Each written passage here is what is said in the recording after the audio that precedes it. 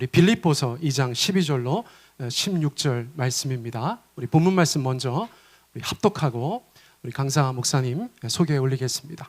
우리 본문 함께 읽습니다. 시작. 그러므로 나의 사랑하는 자들아, 너희가 나 있을 때뿐 아니라 더욱 지금 나 없을 때에도 항상 복종하여 두렵고 떨림으로 너희 구원을 이루라. 너희 안에서 행하시는 이는 하나님이시니 자기의 기쁘신 뜻을 위하여 너희에게 소원을 두고 행하게 하시나니 모든 일을 원망과 시비가 없이 하라. 이는 너희가 흠이 없고 순전하여 어그러지고 거스르는 세대 가운데서 하나님의 흠없는 자녀로 세상에서 그들 가운데 빛들로 나타내며 생명의 말씀을 밝혀 나의 다름질이 헛되지 아니하고 수고도 헛되지 아니하므로 그리스도의 날 내가 자랑할 것이 있게 하려 함이라. 아멘. 오늘 저희 가운데 말씀 전해 주실 우리 이현모 목사님은 저의 모교회 협동 목사님으로 계셨고 또 저희 신학대학원 은사 교수님이기도 하십니다. 이미 알고 지난 지는 30년 넘은 것 같아요. 물론 제가 목사님 뵌 것이지만 너무 존경하는 목사님이시고 2017년 11월에도 저희 교회에 오셔서 부흥회를 인도하셨던 그런 추억이 있습니다. 우리 목사님 잠시 후에 나오시겠고요. 오늘 아내 되시는 우리 최주희 사모님 함께 주셨어요. 우리 사모님은 저와 같이 한 교회 다니실 때 교회가 워낙 커서 청년들을 다 아실 수가 없는 교회였는데 제가 지나가면 저를 불러 세우시고 두세 번 정도 나는 형제 이름도 모르지만 우리 형제가 신학교 꼭 가면 좋겠어. 저한테 그렇게 두세 차례나 말씀하셨던 안목 있는 사모님이세요. 오늘 교수님과 사모님 저희가 큰 박수로 환영하겠습니다.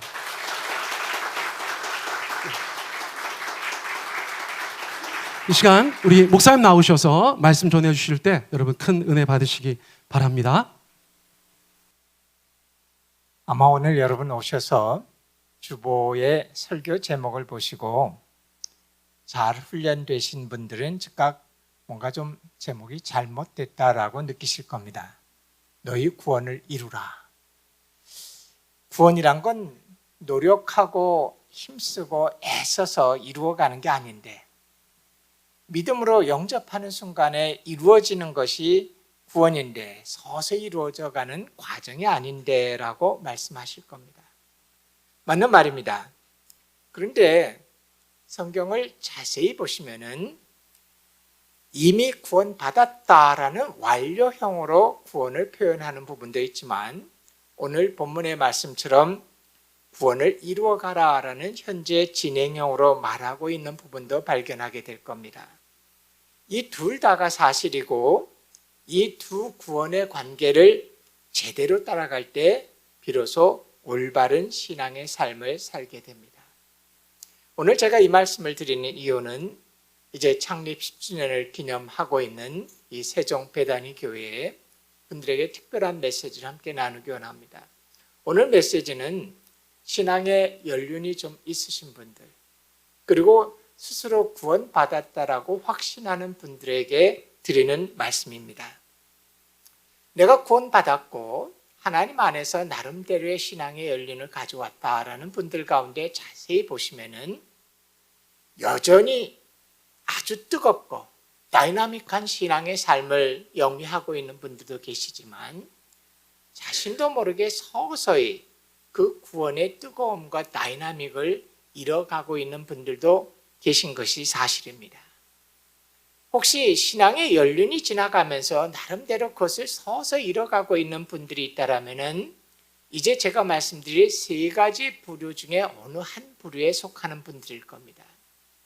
가장 흔한 첫 번째 부류의 분들은 어떤 분들이냐면 자기도 모르게 처음에 가졌던 열정을 잃어버리고 습관적인 신앙인이 되는 겁니다.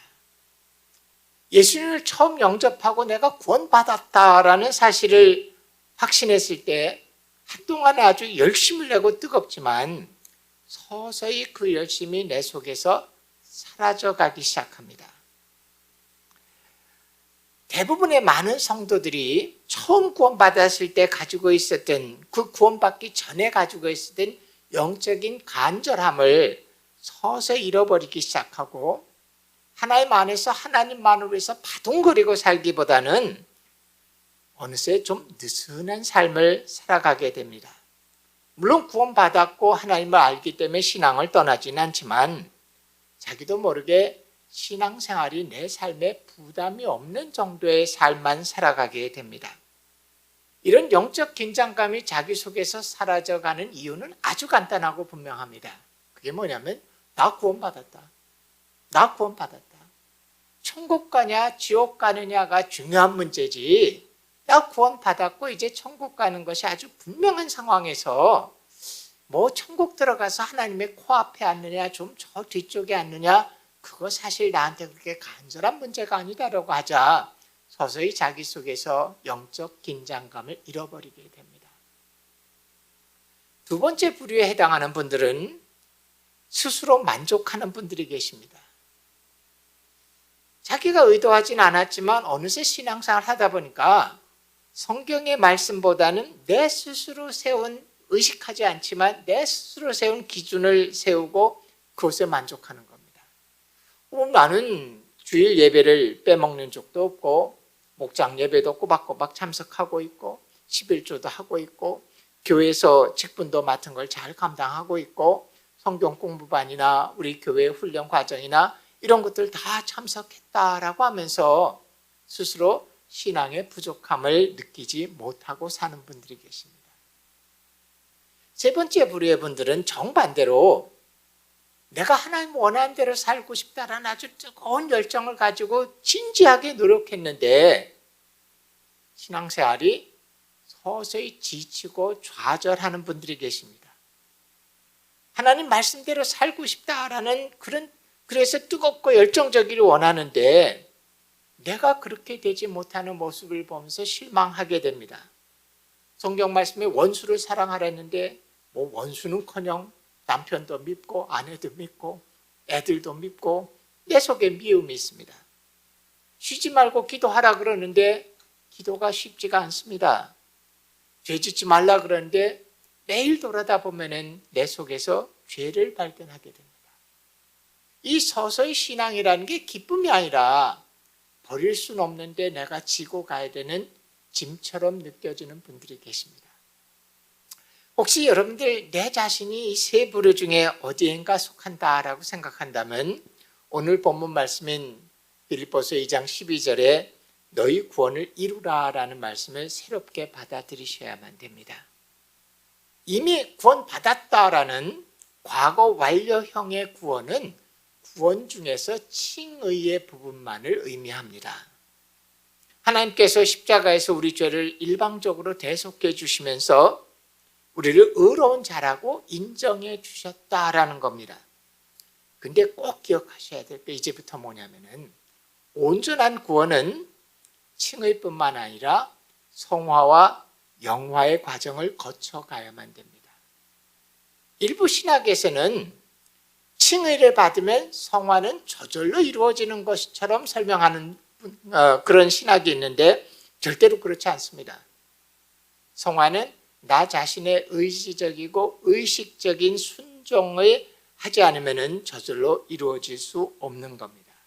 그렇기 때문에 오히려 여러분 긴장하셔야 될 건 뭐냐면은 내가 올바로 칭의를 인정한 신자라면은 마땅히 지금 내 삶이 성화의 순종의 삶을 살고 있어야 되는데 내가 성화의 순종의 삶을 살고 있지 못하다라면은 내가 올바로 칭의의 믿음을 발휘했는가를 두려운 마음으로 확인해 보셔야만 됩니다.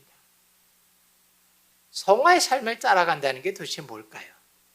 아주 오래전에 제가 어떤 전도지를 하나 본 적이 있었는데 제목이 아주 흥미로웠습니다. 그 제목이 뭐냐면 영어로 된 전도지였는데 우리말로 번역하면은 30cm가 모자라서 천국에 못 간 사람이라는 겁니다. 그 영어 표현은 1 foot, 30cm. 이게 모자라서 천국에 못 갔다는 거예요. 제가 호기심을 가지고 이게 도대체 무슨 말인가라고 그 전도지를 펴봤는데 그 전도지 내용이 이겁니다. 사람의 머리에서 심장까지의 거리가 대략 30cm라고 얘기합니다. 원풋이래요. 그러니까 이 말의 의미는 뭐냐면 머리로 지적으로는 구원을 알고 있는데 그 구원이 내 마음속, 내 삶의 중심까지 이르지 못한 사람을 가르치는 겁니다. 우리 침례교는 구원에 대해서 아주 잘 가르칩니다. 그러다 보니까 CWT라든지 요즘에 페이스 훈련 같은 것들을 받는 분들은 지식으로 하나님과 구원의 메시지를 믿는다는 것과 내 삶이 주님께 온전히 놓여졌다는 건 다르다는 것을 잘 배워서 알고 있습니다. 제대로 구원받았다는 거, 제대로 믿는다는 것은 지적으로 하나님이 이렇게 하셨어라는 것을 내가 동의했다라는 것이 아니라 제대로 믿었다는 건 내가 그 믿은 믿음의 내용이 내 삶을 지배하는 상태에 있다라는 말입니다. 제가 다시 한번 말씀드릴게요. 제대로 구원받았다는 거, 제대로 믿었다는 거는 내가 지적으로 예수님이 십자가에서 뭐를 이루셨어, 하나님이 이런 약속을 하셨어라는 것을 동의하고 있는 상태가 아니라 그 믿은 믿음의 내용이 내 삶을 지배하는 상태에 있다라는 말입니다.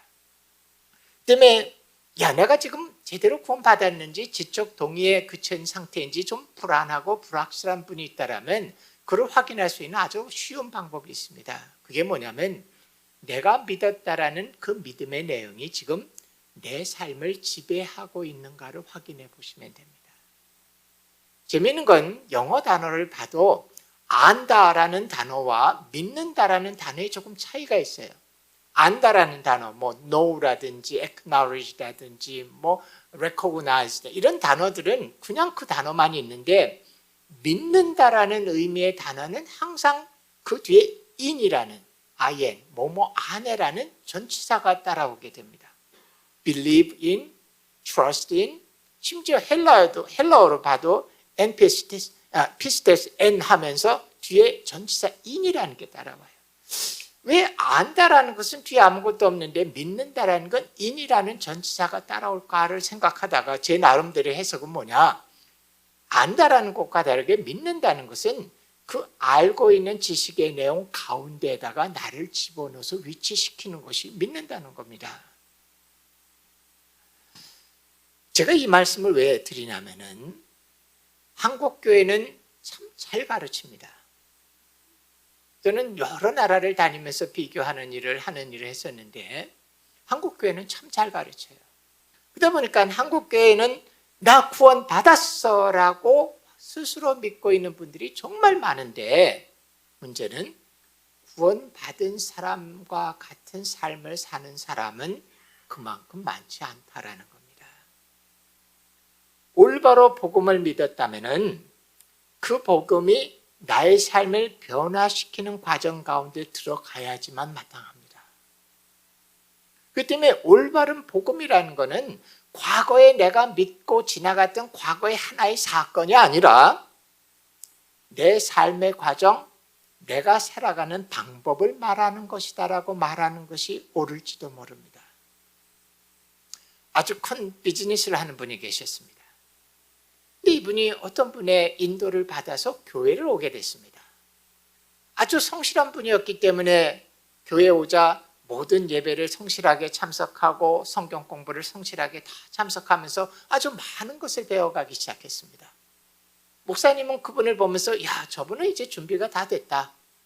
마지막 단계 하나만 넘어가면 영접한다라는 그 영접 기도만 하면 저분은 구원을 받을 것이다 라고 확신을 했습니다. 근데 오늘날 이분이 심각한 표정으로 목사님을 찾아와서 이런 얘기를 합니다. 목사님, 나 예수님 믿는 게 이런 건 줄 몰랐는데 알고 보니까 이거 보통 일이 아닌데요. 저 예수님 믿는 거 좀 신중하게 다시 생각해 봐야 되겠습니다. 내가 지금 하고 있는 비즈니스가 아시다시피 좀 크고 거기에 굉장히 많은 직원들이 있고 관계된 업체 하면 굉장히 많은 사람들 속에 있는데 목사님, 내가 예수님을 믿고 나면 예수님의 법대로 살아야 되고 세금 낼 거 다 내야 되고 지금까지 하던 경영 방식을 다 바꿔야 되는데 이거 간단한 문제가 아닌 것 같습니다. 심각합니다. 목사님, 내가 지금까지는 이렇게 살아왔는데 제가 예수님을 믿고 나면은 그렇게 살 수 없는 거 아닙니까? 저 예수 믿는 거 좀 심각하게 다시 생각해 봐야 될 것 같습니다. 목사님이 이분을 보고 뭐라고 대답했을까요? 참 잘하고 계십니다. 지금 복음이 뭔지를 제대로 잘 이해하고 계신 것 같습니다. 라고 대답을 했습니다. 올바로 예수님을 구세주와 주님으로 믿고 구원을 받았다면 그것은 지나간 과거에 한 번에 일어난 사건이 아니라 오늘 내 삶에 바로 영향을 미치고 있는 것이 되어야 됩니다. 때문에 구원이라는 것은 천국 갈 때까지 우리의 삶 전체가 구원의 과정이어야 됩니다. 다른 말로는 이걸 우리는 성화라고도 얘기하죠. 이 성화의 삶이 뭐냐, 어떻게 살아야 되느냐, 뭐 이거 제대로 하려면 로마서 5장, 6장, 7장을 돌아가야 되는데 섣불리 로마서 5장, 6장, 7장을 건드렸다가는 오늘 예배 못 끝날 겁니다. 아마 수련회를 시작해야 될 것 같은데, 그래서 제가 스스로 이 삶을 정말 칭의를 받았다는 사람이 그러면 마땅히 삶의 모습이 어때야 될까를 성경에서 가장 쉽고 짧게 표현해 줄 수 있는 부분이 있을까를 고민하다가 찾은 게 오늘 본문의 말씀입니다. 빌립보서 2장 12절에서 16절까지의 말씀을 찾았습니다. 몇 구절 안 되는 말씀인데 이 구절 하나하나를 보면 아주 단순하지만 사도 바울은 칭의를 받았다라는 사람들의 삶이 어떠해야 되는 것을 아주 기막히게 잘 설명하고 있습니다. 12절을 보죠. 12절에서 보면 첫 번째 눈에 띄는 건 뭐냐면 나 있을 때뿐만 아니라 더욱 지금 나 없을 때에도 라는 말이 나오게 됩니다. 제 스스로는 이것을 이렇게 해석해 봤습니다. 나 있을 때뿐만 아니라 더욱 지금 나 없을 때에도. 이 말의 의미는 뭐냐면은 신앙생활의 진짜 중요한 부분은 사람의 눈과 사람의 평가를 기대하는 게 아니라 하나님 앞에서 하나님이 보시는 관점에서 살아가는 것이 신앙생활이라는 겁니다. 이게 너무 당연한 얘기 같죠? 근데 처음 예수님을 믿고 처음 신앙생활을 시작할 때는 뭔가 내가 하나님 앞에 있다라는 느낌이 있습니다.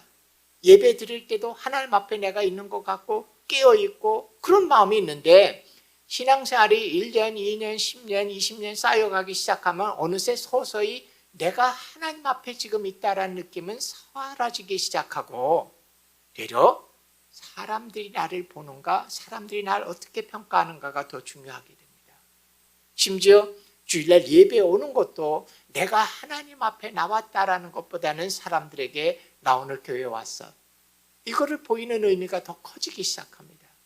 교회에서 봉사를 하고 교회에서 뭐를 행하고 할 때마다 하나님을 의식하고 그것을 행하고 섬기는 것보다는 사람들 보기에 내가 뭐를 했어, 내가 이랬어 라는 것을 인정받는 의도가 더 크기 시작하면서 하나님 안에 깊이 들어간 것 같고 세월이 지난 것 같은데 어느 날 정신을 차리고 보면 하나님이 내 앞에서 별로 없어요. 대신 사람들이 나를 어떻게 보는가, 사람들이 나를 어떻게 평가하는가, 나를 인정하는가, 그것이 두려워서 신앙생활을 하게 됩니다. 신앙생활의 본질은 뭐냐? 사람들에게 보이거나 사람들에게 인정받는 게 아니라 계속해서 하나님만을 의식하면서 그 앞에 서 있다라는 것을 보면서 살아가는 겁니다. 근데 이 사람의 본성이라는 건 냅두면 그냥 글로 가요. 그렇기 때문에 매번 우리가 깨어서 다시 내가 사람들 보기가 아니라 하나님 앞에 있다라는 것을 거듭거듭 반복하는 겁니다. 그리고 두 번째 아주 중요한 단어가 12절에 나오는데 그것은 뭐냐? 항상 복종하여라는 말입니다. 항상 복종하여. 신앙생활이 뭐라고 생각하세요? 뭐 복잡하지 않습니다. 아주 간단합니다. 신앙생활이라는 건 뭐냐면 하나님의 말씀을 읽고 알아서 그 말씀에 복종하고 사는 게 신앙생활입니다. 성화의 삶이라는 것은 바로 하나님 말씀을 알아서 그 말씀대로 복종하고 사는 겁니다. 교회에서 제가 조심스럽지만 돌맞을 각오를 하고 말씀드린다면 신앙생활의 중심은 주일 성수가 아니라 내가 하나님의 말씀을 알고 그 말씀대로 지금 복종하고 사느냐가 신앙생활이라는 겁니다. 교회와 모든 주일 예배와 이런 것들은 우리가 그 말씀을 알아서 그 말씀에 순종하고 살도록 우리를 돕기 위한 것이고, 신앙생활이란 건 하나님의 말씀대로 복종하고 사는 겁니다. 그리고 세 번째 아주 중요한 게 있습니다. 그건 뭐냐면 두렵고 떨림으로라는 말입니다. 두렵고 떨림으로. 하나님과 우리의 올바른 관계는 우리는 하나님 앞에서 두렵고 떠는 태도를 취하는 겁니다. 두렵고 떤다는 건 말은 뭐예요? 경외한다는 거죠. 경외한다. 근데 이것도 너무 당연한 얘기인데 실제로 우리의 삶 가운데 보면 어느새 서서히 이것이 뒤집어지기 시작해요. 우리가 복음 찬송을 아주 즐겨 부르지만 이 복음 찬송이 너무 소프트한 게 문제예요. 나를 사랑한 하나님, 나를 돌보시는 하나님, 나의 작은 신음에도 응답하신 하나님 하면서 나의 모든 필요를 정신없이 채워주는 하나님이기 때문에 그냥 하나님은 나를 당연히 사랑해야 되는 존재라고 생각합니다. 아니요. 하나님은 두렵고 떨린 분이에요. 구원받았지만 나의 삶을 불꽃 같은 눈으로 보시고 심판하실 하나님이기 때문에 마땅한 우리의 삶은 그 하나님을 두렵고 떨림으로 대해야 됩니다. 시편의 기자가 이런 얘기를 했죠. 하나님을 두려워하지 않는 것이 모든 죄의 근본이라고 얘기합니다. 그러다 보니까 신앙생활이 뒤집어져요. 우리는 하나님을 향해서 왜 우리를 사랑하지 않으세요? 하나님은 우리를 향해서 왜 너희가 나를 공경하지 않느냐? 이렇게 돼버리면 신앙생활은 박살입니다. 반대가 돼야 돼요. 하나님은 우리를 사랑하세요. 하나님은. 근데 우리는 그 하나님 앞에 마땅히 두렵고 떨림으로 나가야만 됩니다. 신앙생활은 내가 하나님을 섬기는 거지 하나님이 나 섬겨주는 거 아니라고요. 근데 믿음이 좋다라는 사람들도 가만히 보면 정신없이 믿음을 발휘하는 게 뭐냐. 하나님 내가 이쪽으로 가기 원하니까 빨리 가셔서 그쪽에 길을 치우고 돌멩이 치우고 내가 넘어지지 않고 평안케 갈게 해놓으시오. 잠깐 체인지 마인 했는데 이쪽으로 가려고 그러니까 빨리 하나님 이쪽으로 가셔서 여기를 치워놓으시고 준비하시고 내가 고난도 없고 잘 가게 해놓으시오. 그거를 믿음이라고 생각합니다. 아니요. 착각 속에 있는 겁니다. 우리가 하나님을 섬기는 거예요. 하나님을 우리가 부리는 게 신앙이 아니에요. 하나님은 우리를 사랑하시지만 그건 하나님 편의 얘기고 우리 편에서는 하나님을 두렵고 떨림으로 대해야 됩니다. 이 세 가지만 합쳐보세요. 사람을 의식하지 않고 사람 눈에 보이고 평가받는 걸 의식하지 않고 하나님 앞에 서 있으면서 두렵고 떨림으로 그분을 대하고 그리고 하나님의 말씀을 알아서 그 말씀에 복종하고 사는 삶, 그게 성화의 삶입니다. 근데 13절은 조금 어려워지기 시작합니다. 너희 안에 행하시는 인 하나님이시니 자기의 기쁜 뜻을 위해 너에게 소원을 두고 행하게 하시나니. 이게 이제 개역 개정 성경인데 조금 표현이 묘한 게 행하시는 분이 누굽니까? 아주 명확하게 하나님이라 그래요. 행하시는 분 하나님이시래요. 근데 뒤에 가면 갑자기 그거를 수동태로 말해서 소원을 두고 행하게 하시나니라고 수동태로 바꾸면 행하는 건 누굽니까? 우리가 행해야죠. 그러니까 주어가 똑같은데 앞에는 수동태, 우리는 앞에는 능동태, 뒤에는 수동태로 하자 반대되는 두 개가 나옵니다. 행하시는 분이 하나님이냐, 나냐, 이거 아주 중요한 문제입니다. 근데 여기서 넘어지면 큰 실수를 합니다. 첫 번째로, 너무 믿음이 좋다는 분은 하나님이 행하신다고 생각합니다. 근데 그런 분은 신앙적 망상을 하고 있는 겁니다. 여러분 안방에 들어넣어서 아무리 기도한다라고 내 신앙이 변할 것 같으세요? 그거는 하나님을 믿는다는 것을 스스로 뭔가 착각하고 망상 가운데 있는 사람이에요. 그러면 내가 다 해야 된다라고 생각하는 사람들, 그것도 신앙이 아닙니다. 그건 스스로의 인격 수양을 하고 있는 거예요. 그럼 올바른 신앙생활은 뭐냐? 이 두 개가 겹쳐야 되는 묘한 겁니다. 논리와 다르지만 신앙생활은 내가 합니다. 내가 순종하고 하나님의 뜻을 내가 이루려고 최선을 다해서 내가 합니다. 근데 어느 날 돌아다 봤더니 하나님이 다 행하시는 걸 발견하는 겁니다. 이게 참 묘한 건데 이것이 신앙생활이에요. 내가 해야 됩니다. 내가 순종해야 되고 내가 희생해야 되고 내가 노력해야 되고 내가 일어나야 되고 내가 성취해야 되는데 내가 했다고 생각했는데 어느 날 돌아다 보니까 하나님이 다 이루신 겁니다. 100% 내가 행했고 하나님이 100% 도와주셨는데 그것이 합쳐져서 200%가 되는 게 아니라 그게 100%가 되는 삶, 그것이 우리의 신앙생활입니다. 그리고 이런 신앙생활을 제대로 하고 있다라는 증거를 확인하는 것은 뭐냐? 15절의 말씀입니다. 우리가 제대로 신앙생활을 하고 있다라면 성경의 지식이 늘어나고 교리를 알고 있고 뭐 그런 게 아니라 그걸 측정할 수 있는 기준은 뭐냐면 어그러지고 거스리는 세대 가운데서 하나님의 흠없는 자녀로 세상에서 그들 가운데 빛들로 나타나며, 이게 너무 이런저런 말을 사족처럼 붙여놔서 했는데 제가 아주 간단히 얘기하면 어둠 가운데 빛으로 보여야 된다는 거예요. 여러분의 삶이 이 세상이 어둡고 죄 가운데 있고 어그러지고 거스르는 세대인데 그 가운데 뭔가 사람들에게 다른 모습으로, 빛의 모습으로 나타나느냐 안 나타나느냐는 겁니다. 지식이 얼마나 많느냐, 무슨 과정을 얼마나 했느냐, 무슨 전천년과 후천년을 구분할 수 있느냐, 그런 게 중요한 게 아니라 내 삶이 어둠 속에 있는 사람들에게 빛으로 보이느냐가 신앙생활이라는 겁니다. 자, 요거를 합쳐놓으시면 그게 뭐냐? 성화의 삶입니다. 사람 의식하지 않고 하나님 앞에 서 있는 모습으로 그 하나님을 두렵고 떨림으로 대하면서 말씀을 알아서 그 말씀에 복종하는 삶을 사는 겁니다. 그리고 내가 100%다 이루었다고 생각했는데 돌아다 보니까 하나님이 100% 이루시는 걸 경험하며 사는 겁니다. 그리고 내가 정말 그런 삶을 살고 있다면 내 주변의 사람들에게 뭔가 빛처럼 보여야 됩니다. 어둠 가운데서. 빛은 숨길 수 없죠. 이게 성화의 삶입니다. 근데 진짜 중요한 얘기 하나를 하고 마무리를 하죠. 여기까지 얘기는 여러분 다 알고 계신 거예요. 근데 이런 성화의 삶을 살아갈 때 세 가지 여러분 조심하셔야 될 문제가 있습니다. 이게 정말 중요한 문제. 첫 번째는 뭐냐면, 여러분 우리 복음주의 교회들은 목숨을 걸고 칭의의 중요성을 강조합니다. 저도 복음주의 신학자고 칭의의 중요성을 조금 더 타협할 수 없는 사람입니다. 그럼에도 불구하고 이 말을 꼭 해야 되는데, 구원에서 칭의가 중요하지만 지나치게 칭의에 무게를 두다가 성화와 영화를 경시하는 실수를 범하지 마십시오. 칭의가 정말 중요하지만 그거 너무 중요하다고 거기만 붙어 있다가 성화와 영화를 가볍게 여기는 실수를 범하지 마십시오.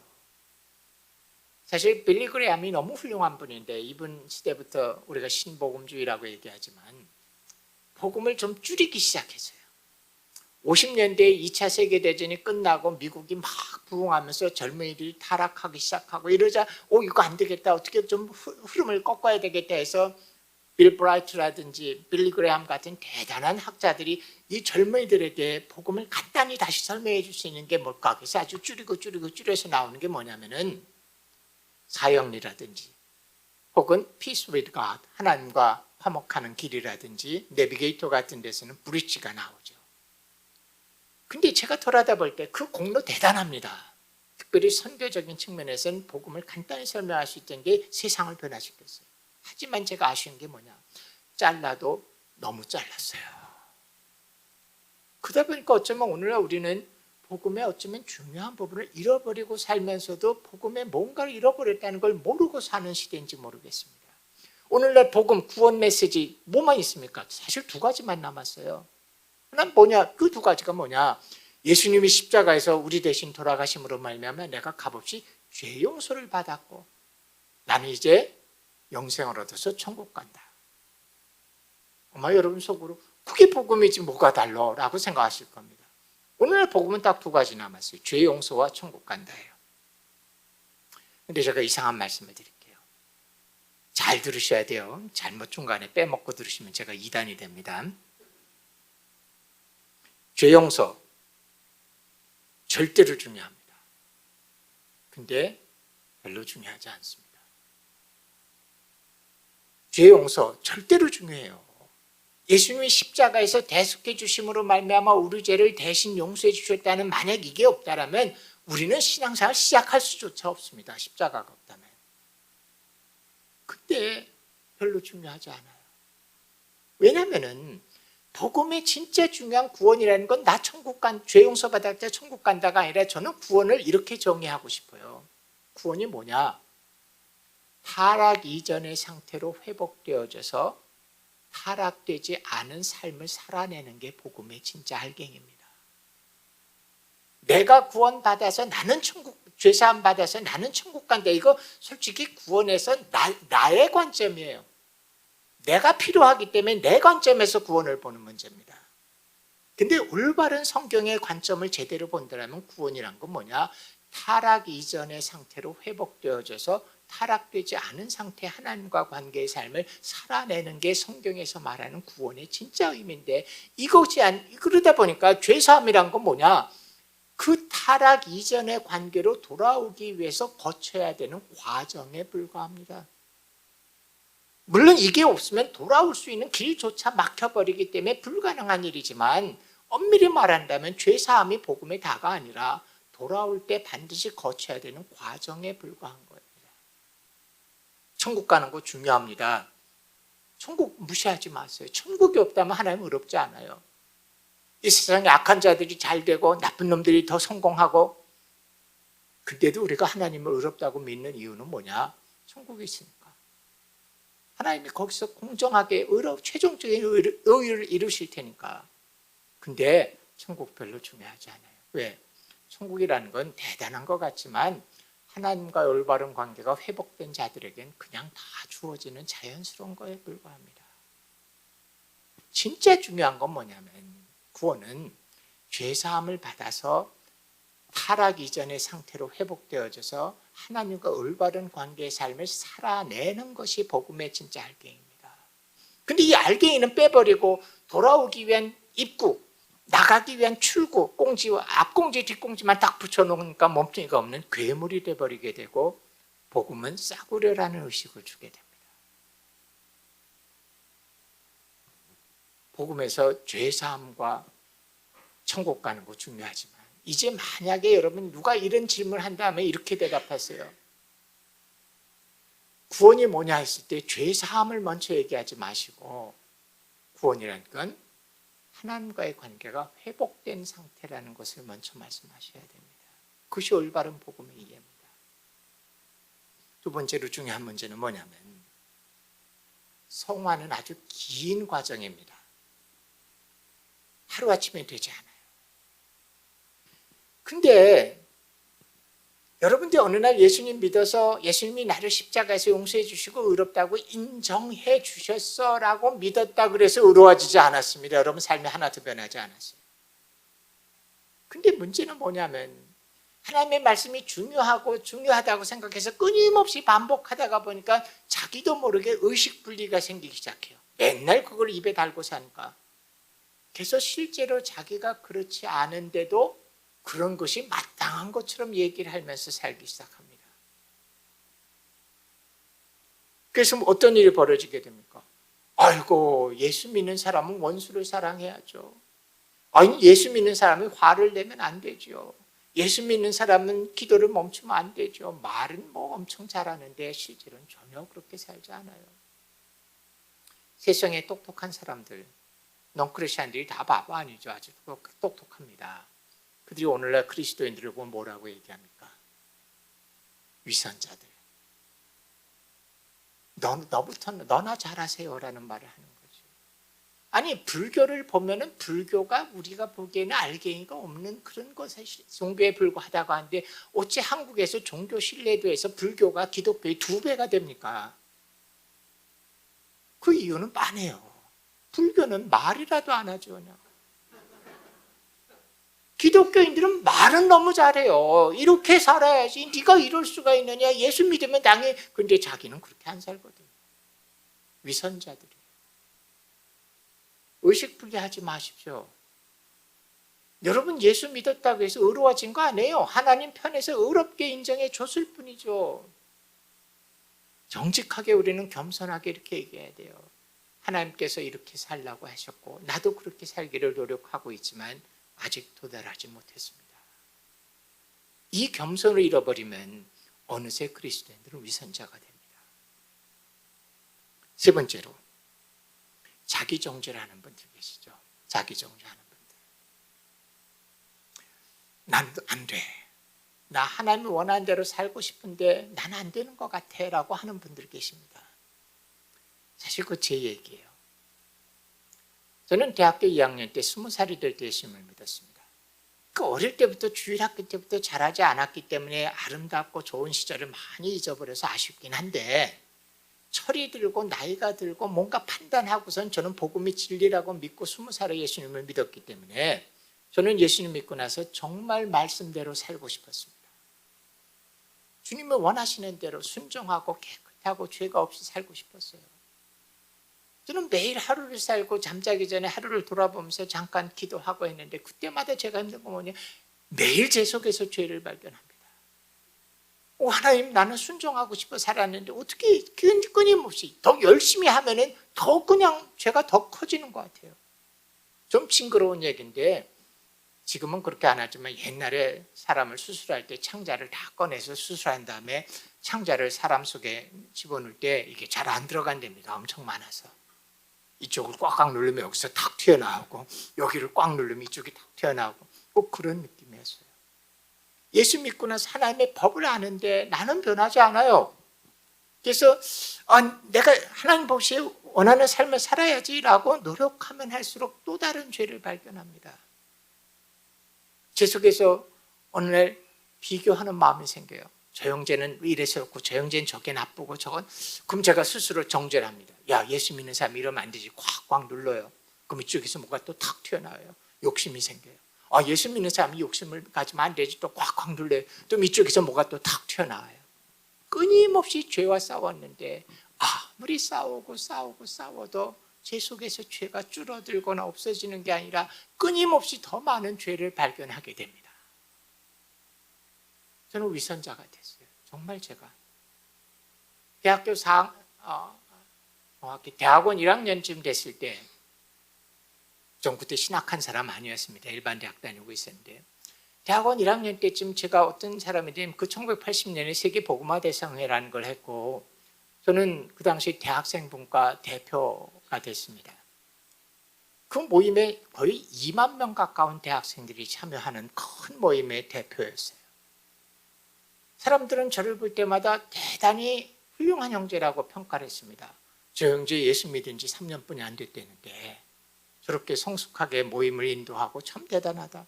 그 소리를 들을 때마다 저는 정말 쥐구멍에 숨고 싶은 마음이 있었습니다.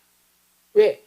내 속에 끊임없이 죄가 있는데, 내 속에 이런 모습들이 있는데 사람들이 겉보기에 내 모습이 이렇다라고 할 때마다 저는 위선자가 됐어요. 정말 도망가고 싶었습니다. 도망갔습니다. 군대를 갔어요. 사실 군대 안 가도 되는 허락을 받았습니다. 육개장이라는 허락을 받았는데 저는 군대를 가서요. 그 혜택을 받지 않겠다고. 물론 여러 이유가 있지만 사실 저는 좀 내가 더 이상 이 사람들 앞에서 서고 싶은 자신이 없었기 때문에 사라지고 싶었죠. 근데 여러분, 세상에서 위선자 같은 삶을 사는 사람이 군대 간다고 달라집니까? 제가 상병쯤 됐을 때 전남대생들에게 성경 공부를 가르치게 됐어요. 좀 특별한 상황이죠. 후방이니까. 근데 이들하고 가르치면서 로마서를 같이 공부했는데 정말 좋았습니다. 로마서 흐름을 탔어요. 바울이 승리할 때는 우리도 승리하는 것 같고 바울이 내려가면 내려가는 것 같은데, 제가 어느 날 발견한 게 뭐냐면 사도 바울이 글쎄 저와 똑같은 고민을 하고 있는 걸 발견했습니다. 그 거룩한 바울이 항상 죄에 지쳐서 쓰러지고 넘어져 있는 저와 똑같은 고민을 하고 있는 걸 봤어요. 로마서 7장에 보면은 바울이 이런 얘기를 합니다. 내가 행하는 것을 내가 알지 못하노니 내가 원하는 것은 행하지 아니하고 도리어 미워하는 것을 행함이라. 내 속 곧 내 육신에 선한 것이 거하지 아니하는 줄 아노니 원함은 있으나 선을 행하는 것은 없도다. 내가 원하는 바 선은 행하지 아니하고 도리어 원치 아니한 바 악을 행하는도라. 그러므로 내가 한 법을 깨달았느니 곧 선을 행하기 원하는 나에게 악이 함께 있는 것이라. 그리고 그가 뭐라고 얘기합니까? 오라, 공고한 사람이로다. 나는 공고한 사람이야. 누가 나를 이 사망의 몸에서 건져주랴. 라는 거예요. 제가 그 고백을 했어요. 나 사실 이런 상태다. 근데 그 학생들에게 제가 놀라운 선포를 했습니다. 다음 주는 로마서 8장 우리가 공부할 텐데 여기에 답을 가르쳐 주겠다. 근데 답을 알 수가 없죠. 그 한 주일 동안 제가 정말 하나님한테 진지하게 물어봤어요. 하나님, 나 위선자인 것 같습니다. 내 속에 선을 원하지만 머리로는 선을 원하는데 내 삶은 악을 더 추구합니다. 이게 어떻게 하죠? 근데 그 답을 그 주간에 보여주셨습니다. 바로 그 다음 구절에 있었어요. 로마서 8장 1절입니다. 그러므로 이제 그리스도 예수 안에 있는 자에겐 결코 정죄함이 없나니. 결코 정죄함이 없나니. No condemnation in Jesus Christ. 그리스도 안에 결코 정죄함이 없나니. 이게 무슨 말인 줄 아세요? 우리 속에는 죄의 뿌리가 있어요. 예수님 믿고 나서 그 죄를 자르고 솟아날 때마다 아무리 잘라도 육신을 가지고 살아가는 한 우리 몸속에는 죄의 뿌리가 있습니다. 절대로 완벽히 거룩해지지 않아요. 복음의 기막힌 소식은 뭐냐면은 내가 죄의 뿌리가 없어진 의로워진 자가 된 게 아니라 하나님이 이제 나를 정죄하지 않기로 하셨다는 거예요. 그 순간 저는 복음의 의미를 깨달았던 거예요. 예, 그걸 깨달았다고 해서 그날 제가 갑자기 의로운 자가 됐냐? 전혀 아닙니다. 똑같습니다. 다만 제가 달라졌어요. 그전에는 제 속에 죄를 발견할 때마다 손가락으로 그것을 집어넣어서 후벼파면서 너는 안 돼, 너는 좌절, 넌 위선자야, 겉과 속이 너무 달라 했었는데 그때부터 저는 뭐라고 얘기했냐면 하나님, 오늘 또 실패했습니다. 너무 죄송합니다. 근데 하나님, 나 다시 해볼게요. 하나님이 나를 정죄하지 않는다고 하셨기 때문에 내가 넘어져 있지 않고 나 다시 해볼게요. 어쩌면 제 평생에 하나님, 나 또 넘어졌습니다.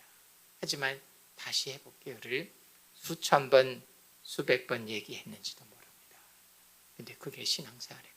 건강한 신앙생활입니다. 어린 아기는 자주 넘어집니다. 하지만 넘어질 때마다 다시 일어서기 때문에 걸음마를 배우고 뛸 수 있게 됩니다.